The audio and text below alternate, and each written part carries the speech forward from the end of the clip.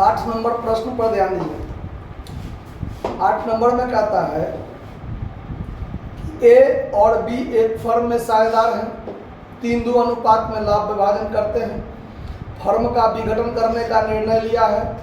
31 मार्च 2016 को चिट्ठा दिया हुआ है।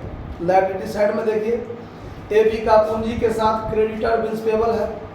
एसेट्स में मशीन, इन्वेस्टमेंट, स्टॉक, डेटर और कैश है। ठीक है, अब पॉइंट पहले तो इसको काम कर लेते हैं, रियलाइजेशन में भेज देते हैं, उसके बाद पॉइंट पढ़ते जाएंगे, बनाते चलेंगे। सबसे पहले रियलाइजेशन अकाउंट,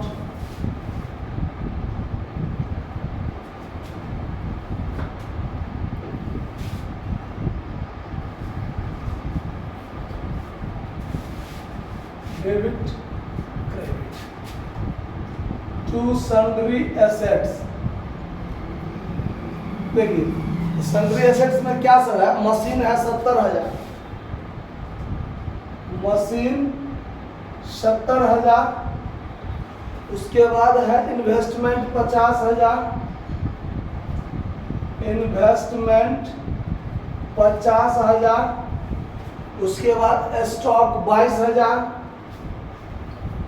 स्टॉक 22,000 और डेटर 1,03,000,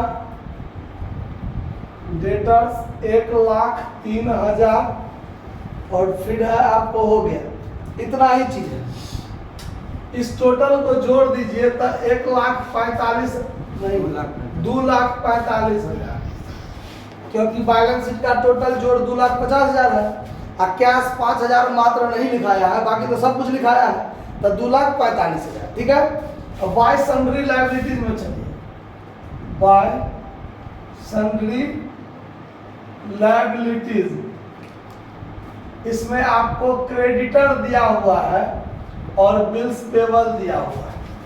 तो क्रेडिटर है 60,000, क्रेडिटर 60,000 और बिल्स पेबल है 20,000, दोनों मिलाकर 80,000।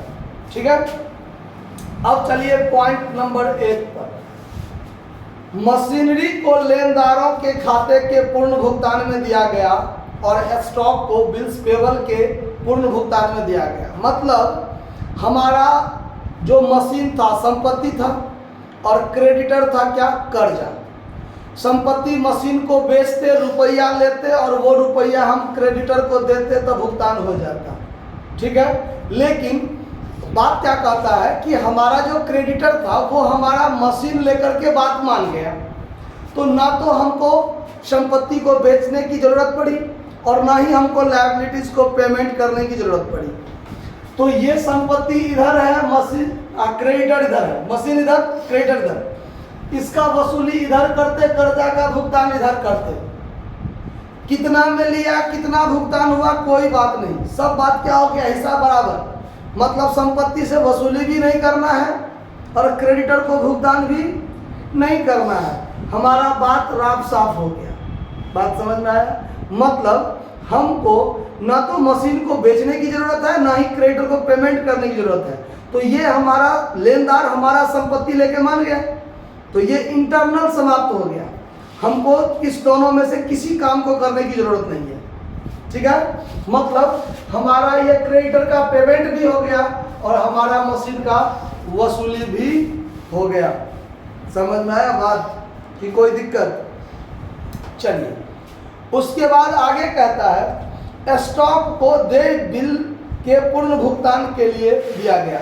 अब ये जो हमारा स्टॉक था, ये जो स्टॉक था, इसका काम और इसका काम खत्म। ठीक है, क्यों?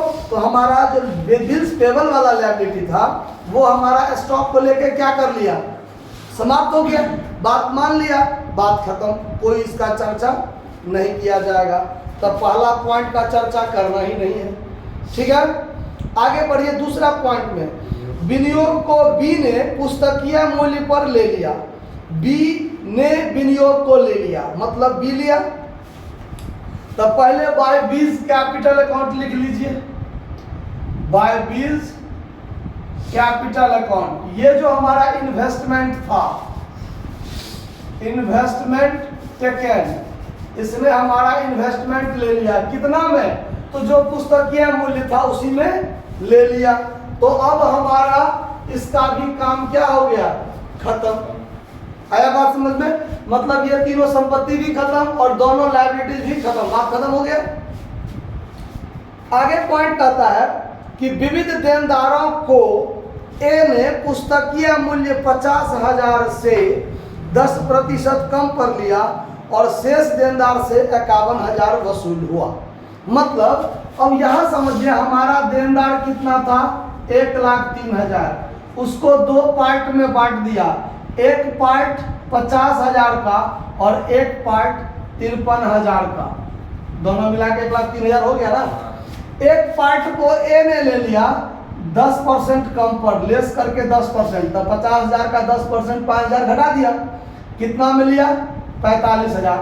और ये जो है इससे हमको कैश वसूल हुआ, कितना कैश वसूल हुआ, 51,000। आया बात समझ में? तो अब ए ने लिया तो by A's capital account, debtor taken कितना में, 45,000 में, ठीक है। कितना लिया, तो अप टू 50,000, 50,000 तक को 45,000 में लिए, और बाकी जो था उससे 51,000 वसूल हुआ। तो रुपया वसूल हुआ, तो by cash account assets realised लिख के, डेटर लिख के 51,000 रुपया वसूल कर दीजिए। समझ में आया बात? यहाँ लिख दीजिए अप टू 53,000, मतलब 53,000 तक से हमको 51,000 आ गया, बात खत्म। अब हमारा ये जो था इसका भी बात खत्म हो गया, सभी संपत्ति से वसूली हो गया, सभी कर्जा का भुगतान हो गया, बात खत्म। अब है आगे वसूली व्यय 2,000 रुपया था, तो यहाँ पर to cash account realisation expense कितना कर दीजिए, 2,000। मामला रफा दफा हो गया, सब बात खत्म हो गया कि नहीं हो गया? अब दोनों को जोड़ घटाव कीजिए कि कौन से साइड बड़ा है, कौन सा साइड कम है। तो डेबिट साइड का जोड़ बड़ा है, देखिए 2,47,000 हुआ, तो यहाँ भी 2,47,000 दीजिए। 2,47,000 में से आप घटाइए 80 और 50, 80 और 50 हो गया 1,30,000 में, 1,30,000 ये हो गया, और ये दोनों मिलके हो गया 9,96,000। इसमें से आप 96,000 घटा दीजिए, 21,000 है लॉस, तो ये हो गया by all partners capital account loss. साझेदार कौन है, ए और बी, दुए वो है कि और कोई है, दो ही है।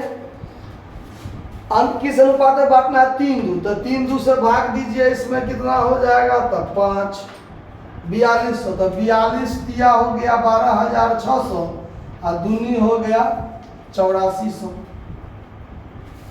समझ में आया बात? कहीं कोई दिक्कत? अब बनाना है पार्टनर्स कैपिटल, इसको मिटा दीजिए,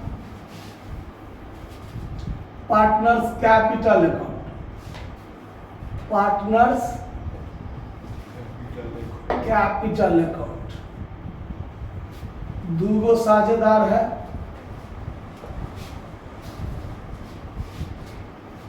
debit credit, particular A B, particular A B. सबसे पहले क्या लिखते हैं, बाय बैलेंस बी डी, तो उसका पूंजी देखिए बैलेंस शीट में 90,000 80,000 है, ए का 90,000 बी का 80,000 हो गया। अब रियलाइजेशन अकाउंट से, चूंकि बैलेंस शीट में बांटने वाला कोई आइटम नहीं था, लायबिलिटीज इसमें देखिए रियलाइजेशन अकाउंट के इसमें by B capital by A capital दो जगह है, तो एक के बाद यहाँ लिख देंगे to realisation account assets taken. B लिया 50,000 में तो बी में 50,000, ए लिया 45,000 में तो ए में 45,000, दो बार लिखने की जरूरत नहीं। इधर देखिए पार्टनर्स कैपिटल अकाउंट का है कहीं नाम, नहीं है, नहीं होगा। ये है पार्टनर्स कैपिटल, लॉस हुआ है, तो लॉस हुआ तो इसके लिए एक बार दे दीजिए टू रियलाइजेशन अकाउंट लॉस 12,600 और 8,400, बात खत्म। और इसमें कुछ नहीं है, तो ये हुआ 90,000 और इधर हुआ 80,000। तो यहाँ भी 90,000 80,000। 90,000 में से ये घटेगा, जो बचेगा वो हो जाएगा to cash account final payment. तो 32,400 ना 32, हाँ 32,400 ठीक। 32,000 इस दोनों को जोड़ के 44 से 45 ठीक है। और इसमें से इसको घटाइए, तो 50 घटा तो 30 और ये हो जाएगा 21,600 ठीक है। घटाओ। अब बनाएंगे हम लोग क्या, कैश अकाउंट। कैश अकाउंट, तो जब कैश अकाउंट बनावेंगे तो देखिए क्या होगा, डेबिट क्रेडिट, यहाँ पर टू बैलेंस बीडी तो होगा ही। तो to balance BD, balance sheet में हम लोग कितना छोड़े थे, 5,000 कैश बैलेंस छोड़े थे। इसमें देखिए कहाँ कहाँ कैश है, तो रियलाइजेशन के क्रेडिट में कैश 51,000, तो 51,000 यहाँ होके to realisation account, assets realise, और नहीं है कहीं यहाँ, तो उस साइड में जाएगा बाय रियलाइजेशन अकाउंट। एक्सपेंस के रूप में कितना, 2,000। उसके बाद यहाँ है पार्टनर्स कैपिटल में कैश, डेबिट में है तो क्रेडिट में bye partners capital account final payment. तो ए को हुआ 32,400, बी को हुआ 21,600, तो 3 2 5 3 3 1 4 54,000 होगा। तो टोटल को जोड़ दीजिए, 54 2 56,000। ये भी जो है 51 और 5 56,000। बात समझ में आया कि नहीं समझ में आया? तो समझ में आ गया होगा, इसको नोट कर लीजिए। धन्यवाद।